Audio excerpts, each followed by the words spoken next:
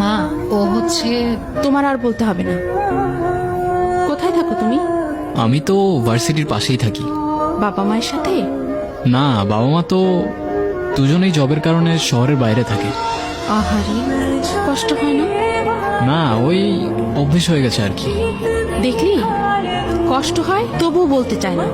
আর তুই এত আদর করে সকালে নাস্তা করে দিই, তাও খাবে না, শুধু ঢং করবে।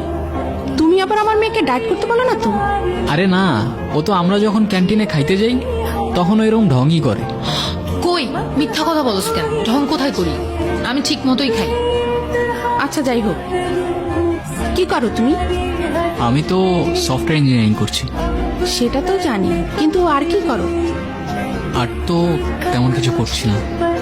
বুঝেছি, বোরিং ইঞ্জিনিয়ার। ফ্রি টাইমে গল্প লিখি। ও মা, সত্যি? এই না হলে ছেলের মতো ছেলে। আমার মেয়ের চয়েস আছে। তা কি কি গল্প লিখো তুমি? হরর থ্রিলার লিখেছি কয়েকটা। তার মধ্যে আমার ফেভারিট হচ্ছে জন্ম, ব্লাইন্ড।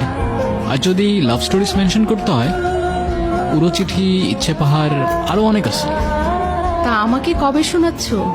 আপনার জন্য এনি টাইম। ওকে, আমার গল্প পাবলিশ হবার পর ফার্স্ট কপিটা আপনিই পাবেন, প্রমিস। মনে থাকে যেন। একদম। ভেবেছিলাম একটু ঝামেলা করব, কিন্তু ছেলে আমার খুব পছন্দ হয়েছে। তো তোমাদের দুজনে তো গ্র্যাজুয়েশন প্রায় কমপ্লিট হয়েই যাচ্ছে, তো বিয়েটা কবে করছো? ডিসিশনটা খুব তাড়াতাড়ি নিয়ে নাও, ঠিক আছে? কিন্তু আন্টি, আমার কিছু কথা বলার ছিল। আগে আন্টি থেকে মাতে আসো, তারপর বাকি কথা শুনো, ঠিক আছে?